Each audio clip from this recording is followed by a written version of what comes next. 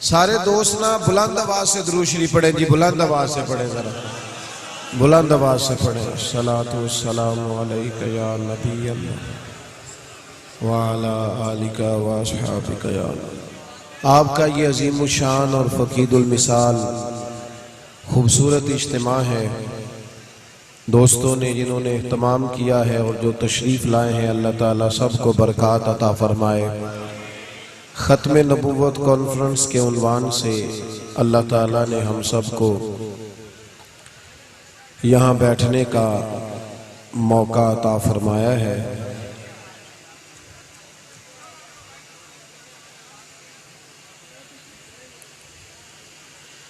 میں نے قرآن مجید فرقان حمید میں سے ایک آیہ کریمہ کا کچھ حصہ تلاوت کیا ہے۔ اللہ تعالیٰ نے ارشاد فرمایا کہ النبی اولیٰ بالمؤمنین من انفسہم، فرمایا یہ جو نبی پاک علیہ السلام ہے یہ مومنوں سے ان کی جانوں سے بھی زیادہ قریب ہے۔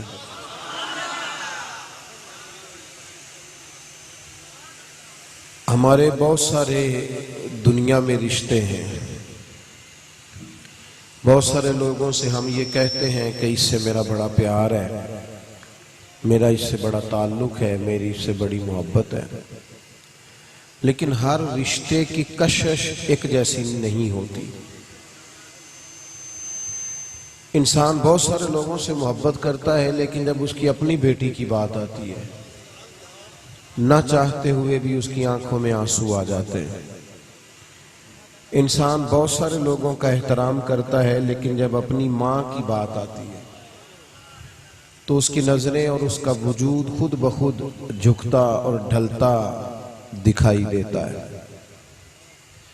انسان بہت سارے رشتوں میں بہت ساری کشش رکھتا ہے، لیکن اس دھرتی میں، اس زمین میں بندہ مومن کے لیے جو سب سے قربت والا رشتہ ہے وہ نبی پاک علیہ السلام کا رشتہ ہے۔ اللہ کے پیارے رسول صلی اللہ تعالی علیہ وسلم کی آپ کو درجنوں احادیث ملیں گی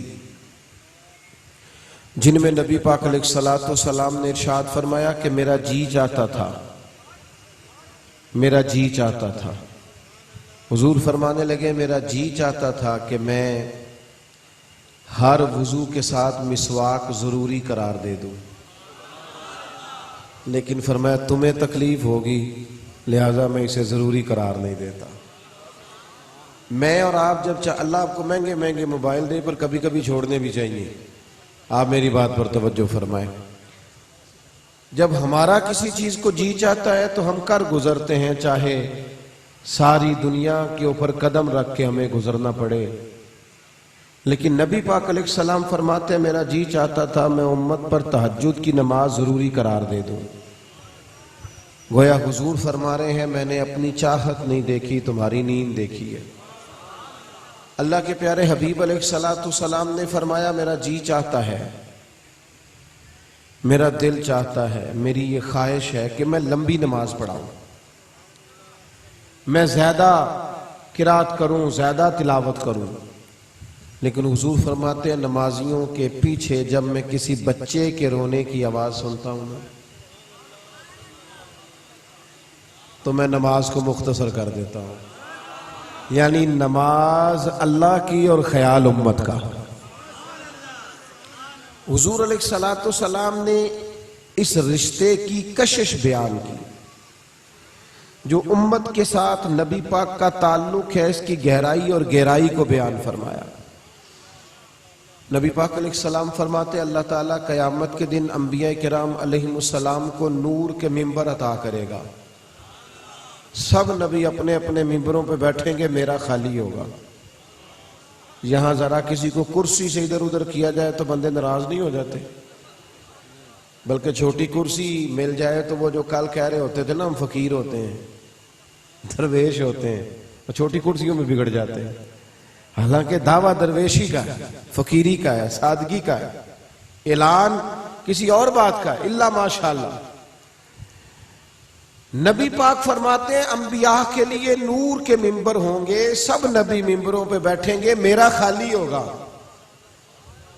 تو یا رسول اللہ آپ کا کیوں خالی ہوگا؟ تو حضور فرمانے لگے میرا اس لیے خالی ہوگا کہ میں رب کے عرش کے سائے میں سجدہ کر کے امت کی بخشش کی دعا کر رہا ہوگا۔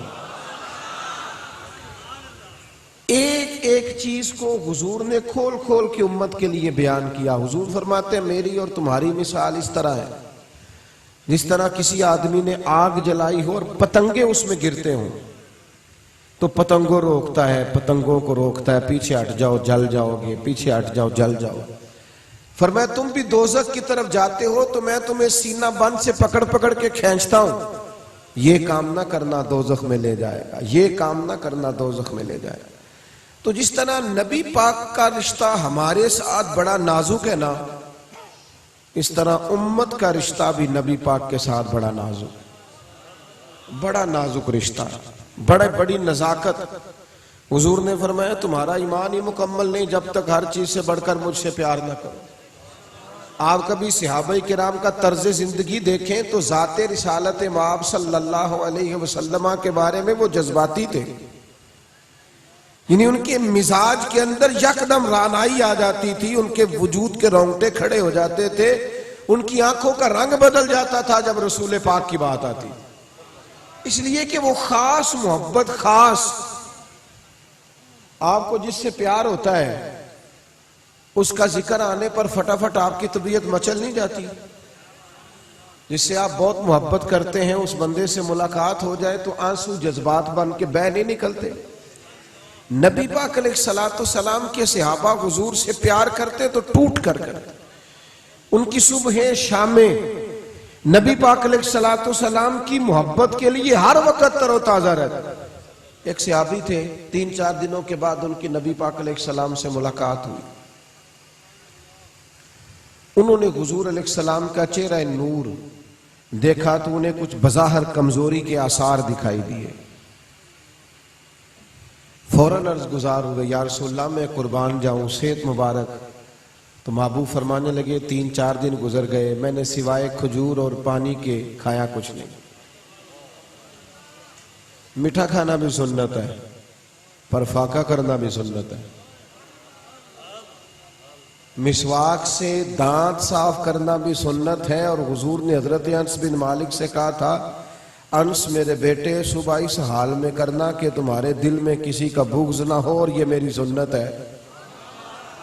یعنی دانت صاف کرنا بھی سنت ہے اور دل صاف رکھنا بھی سنت ہے۔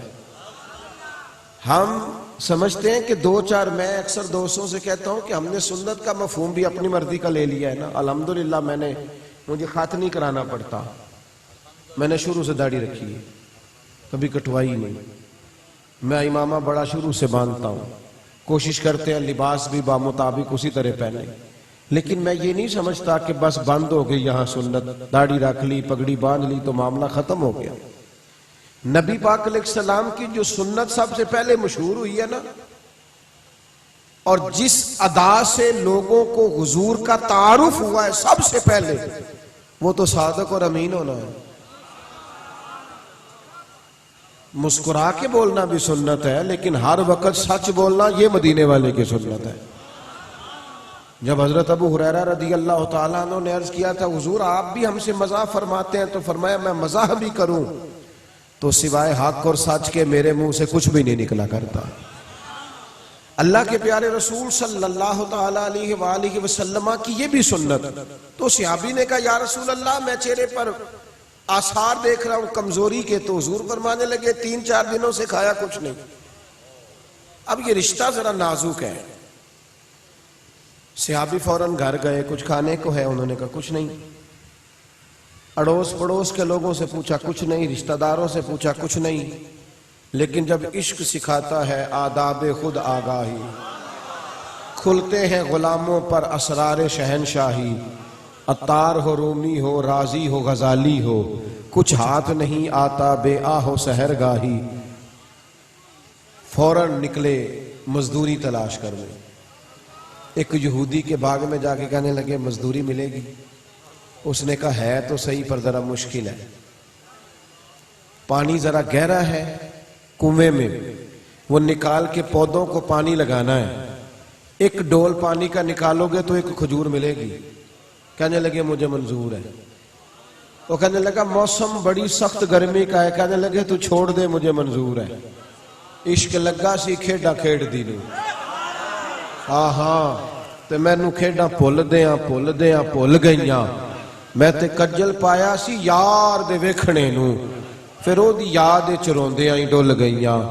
हैदर शाह इस गली कदे ना रुलदी, पर हुण ते रुलदी मैं रुल गईयां। कहा मुझे कबूल है, करूंगा ना, शायद कभी ना करता ये मजदूरी, पर आज करूंगा। अपनी चादर बिछा ली, एक पानी का डोल निकालते तो एक खजूर मजदूरी में मिलती तो रख लेते चादर पे। दूसरा पानी का डोल निकालते तो एक खजूर मिलती तो चादर पे रख लेते। कितनी देर काम किया, जब कुछ खजूरें जमा हो गए तो उनको समेटा, कंधे पे रखा और लेके जब हुजूर की बारगाह में गए तो हाल ये था कि वजूद पसीने से शराबूर, हाथों पे छाले, यानी तेनू लब दे आप गवाचे, साखू अपनी खबर ना कोई। वो छाले लेकर, वो लिबास लेकर हुजूर की करीम की बारगाह में जब गए तो महबूब ने एक खजूर उठाई और फिर नजर उठा के गुलाम का चेहरा देखा और फिर हुजूर फरमाने लगे तुम्हें किसने मजबूर किया ये काम करने पर, किसने मजबूर किया? तो उन्होंने भी नजर झुका ली, घुटने जमीन पे रख दिए। कहने लगे या रसूल अल्लाह, हमें कोई मजबूर कर सकता है? हमें तो आपकी मोहब्बत ने मजबूर किया है। ये मोहब्बत की मजबूरी। खत्म नबुव्वत का माना यह है कि हम अपने नबी से इतना प्यार करते हैं, इतना प्यार करते हैं कि हमारी तो किसी और तरफ नजर जा ही नहीं सकती, सवाल ही पैदा नहीं होता किसी और तरफ नजर उठ सकती। वो इमाम आजम अबू हनीफा रहमतुल्लाह अलैह फरमाते हैं ना, किसी बंदे ने कहा मैं नबी हूं माज़अल्लाह, तो जिसने कहा ना दलील दे वो भी काफिर है। इसलिए कि दलील मांगी क्यों? दलील जब नबी आ ही नहीं सकता तो दलील मांगी क्यों? भावे सोने मिल हजारा, मांगी क्यों तूने बात ही क्यों की, तूने जिक्र ही क्यों किया? खत्म नबुव्वत का मामला यह है कि नबी पाक अलैहिस्सलातु सलाम के बाद किसी की जरूरत नहीं है, किसी की जरूरत। और फिर हुजूर ने ना हमें मुकम्मल करके दीन दिया है। ये जब मैं बात कहता हूं ना, और बाकी उलमा मुबल्लिगीन जब ये बात करते हैं कि दीन मुकम्मल है, तो लोग इसको सादी सी बात समझते हैं। और खुदा के बंदो, दुनिया में कोई शय मुकम्मल नहीं। ढूंढ के देख लो, करोड़ों रुपया लगा लो घर बनाने को, फिर भी टटोल के नजर आएगा कि फलां कमी रह गई। कोई शय मुकम्मल नहीं। अगर तेरे और मेरे पास कोई चीज मुकम्मल है तो वो रसूल पाक का दिया हुआ दीन मुकम्मल है। वो अलग बात है कि हम अपनी अपनी मर्जी का दीन लेते हैं। यानी ये मसला सारे मर्दों को आता है कि 4 शादियां जायज है, और अल्लाह के बंदे और भी तो बड़ा कुछ जायज है ना, उस पर भी तो तवज्जो करना। सिर्फ इतनी बात ही तूने अपने मर्जी की अक्स कर ली है। दीन कामिल है, मुकम्मल है। 1% भी इधर उधर जाने की जरूरत है। ताजर के लिए भी दीन के अंदर तालीमात मौजूद है, लीडर के लिए भी मौजूद है, मुस्लिह के लिए भी मौजूद है, मुर्शिद के लिए भी मौजूद है, मुअल्लिम के लिए भी मौजूद है, किसान के लिए भी मौजूद है। जो कुछ किसी लाइन में भी को जाना चाहे, पहले आके दरवाजा रसूल से खैरात हासिल करे, हुजूर की बारगाह से। मुकम्मल और कामिल दीन। तो नबी पाक अलैहिस्सलातु सलाम ने हमें मुकम्मल दीन दिया। ये जो हुजूर अलैहिस्सलाम ने फरमाया ना कि ये काम अगर तुमने किया तो तुम फलां में से हो जाओगे, मैं भला क्यों कहा? अपनी फ्रिज भरी हुई हो ना, और बाप बड़ी मेहनत से फल, सब्जियां, गोश्त, हर चीज ला के फ्रीजर में रखे, तो बच्चे फिर भी अगर दूसरों के घर जाए तो अब्बा को गुस्सा आता है कि नहीं? बिला मिसालो बिला तशबीह। ये जो हुजूर ने फरमाया ना, जिसने किसी और कौम से मुशाबत इख्तियार की वो उन्हीं में से है। वो तुम्हें अपने घर में कमी है, तुम दाएं बाएं देखते क्यों हो? हर चीज तो तुम्हें दी है। तुमने निकाह कर लिया नबी पाक की मर्जी का, और मेहंदी किसी और की मर्जी की कर ली। तुम 5 मिनट निकाह के मुसलमान हो गए, तो उससे पहले क्या थे? اس کے بعد کیا تھے؟ میں بڑا حاجی صاحب ہوتا ہوں، میں بڑا دین. کسی بندے کے دیندار ہونے کا پتہ ہی تب چلتا ہے جب اس کے بیٹے کی شادی ہوتی ہے. مسجد میں تو سارے دیندار ہیں، محفل میں سارے دیندار ہیں. جب تیری باری آئی خوشی کی تو تو نے ڈھول منگا لیے.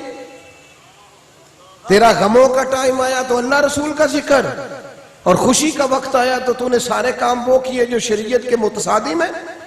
دین مکمل کر کے دیا ہے مدینے والے حبیب نے. میرے رسول پاک نے تو ہر چیز کھول کے بیان کی.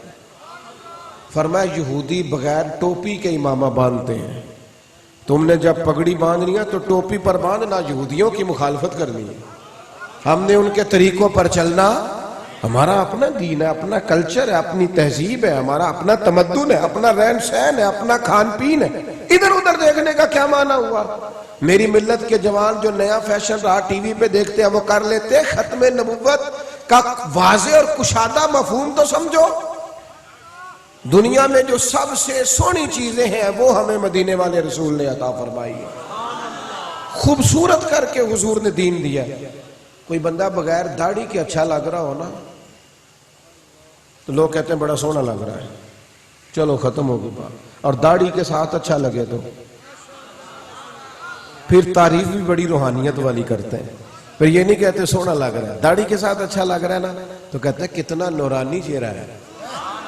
یعنی وہ تعریف ہی بڑی روحانی قسم کی. میں نے اکثر دوستوں سے کہتا ہوں کہ داڑھی کا وزن کوئی نہیں ہوتا،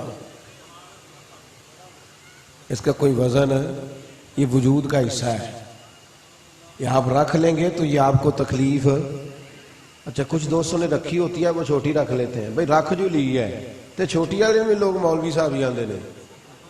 ہاں تو پوری کیوں نہیں کرتے ایک مٹھی؟ اور پھر دیکھو اللہ نے عورتوں کو دی نہیں، دی کس کو ہے؟ تو کچھ لوگ کہتے ہیں میں نیک ہو کے رکھنی. خدا کے بندے دنیا میں کون ہے جس کا دعویٰ ہے میں پورا نیک ہو گیا ہوں؟ یہ تو صرف نبیوں کی شان ہے. ایک دوست نے زیادہ ہی ضد کی تھی، کہنے لگا جی نہیں میں طے کر لیا میں نیک ہو کے رکھنی. میں کہ تھوڑا جا اضافہ بھی کر، روٹی بھی میں نیک ہو کے ہی کھانی ہے، وہ بھی تو اللہ کا رزق ہے نا. عجیب بات ہے نا کہ اگر کبھی طے بھی کیا تو کیا کیا. تو ختم نبوت کا ایک مفہوم یہ کہ دین مکمل ہے، کسی اور چیز کی ضرورت نہیں. اور ایک بات اور جو سمجھنے لائق ہے، جب ہم کہتے ہیں نا نبی پاک آخری نبی ہیں صلی اللہ تعالی علیہ، جب ہم نے کہا نا کہ نبی پاک علیہ الصلوۃ والسلام آخری نبی ہیں تو پتہ ہے پھر ہماری ذمہ داری کتنی بڑھ جاتی ہے. جب یہ نعرہ لگاتے ہو نا تاجدار ختم نبوت زندہ باد زندہ باد، پتہ ہے ذمہ داری کتنی بڑھ جاتی ہے. ذرا غور کرنا، ٹھہرنا میں کیا کہنے لگا ہوں. حضور آخری نبی ہے، معنی کیا ہے؟ اب قیامت تک جو دین کا کام ہے وہ امت نے کرنا ہے. تبلیغ امت نے کرنی ہے، مساجد امت نے بنانی ہے، مدارس امت نے قائم کرنے، قرآن و سنت کی تعلیم امت نے عام. حضور آخری نبی ہے. کنتم خیر امت اخرجت للناس تأمرون بالمعروف وتنہون عن المنکر. اب تمہارے ذمہ لگایا ہے تم نے بھلائی کا حکم دینا ہے اور برائی سے منع کرنا. تمہیں لوگوں کے نفع کے لیے پیدا کیا ہے، کام ہی کوئی نہیں. ضرور کمائے، کون منع کرتا، لیکن جتنی منصوبہ بندی ہم اپنے بال بچوں کے لیے کرتے ہیں، روزی روٹی کے لیے کرتے ہیں، کیا اتنی دین کے لیے بھی کرتے ہیں؟ جتنی ٹینشن کسی فارغ بچے کو گاؤں میں دیکھ کر ہمیں ہوتی ہے کہ یار تو کام نہیں کرتا تجھے کام کرنا چاہیے، اتنی ٹینشن اس کو بے نمازی دیکھ کے بھی ہمیں ہونی چاہیے کہ یار حد ہو گئی تو نماز نہیں پڑھتا، کمال بات ہے تو مسجد نہیں آتا. ایک بچہ کسی کا فارغ ہو تو سارے پوچھتے ہیں یہ کرتا کچھ نہیں، لیکن سارا گاؤں بے نمازی ہے، کوئی سوال ہی نہیں اٹھاتا، اس پر غور ہی نہیں کرتے. یہ امت کی ذمہ داری ہے، امت کی ڈیوٹی ہے. پیغام حق، ابلاغ دین، ترویج شریعت امت کا ذمہ داری ہے. امت اس سے غافل ہے. اور اگر کرتے بھی ہیں ہم تو ہمارے روایتی سے جلسے، وہ دوستوں سے کبھی کہنا دن میں محفل کر لو، وہ کہنے بندے ہی نہیں ہوں گے. تو یہ دیکھیں عصر کے بعد اجتماع ہے، ایک خدا کا فضل ہے نا، بڑی رونقیں ہیں فقیروں کے ڈیرے.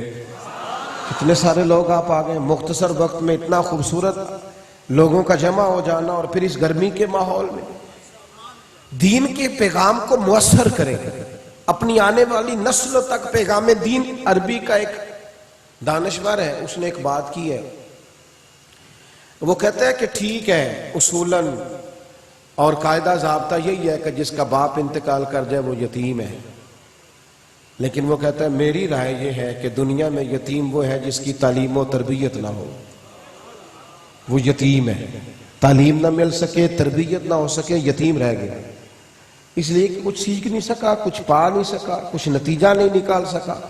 تو میرے عزیز امت مسلمہ کی یہ ذمہ داری ہے کہ وہ مساجد کی طرف، آپ دیکھیں نا، آپ نبی پاک علیہ السلام کا شوق دیکھیں دین کے کاموں میں، حضور کی رغبت دیکھیں، توجہ دیکھیں۔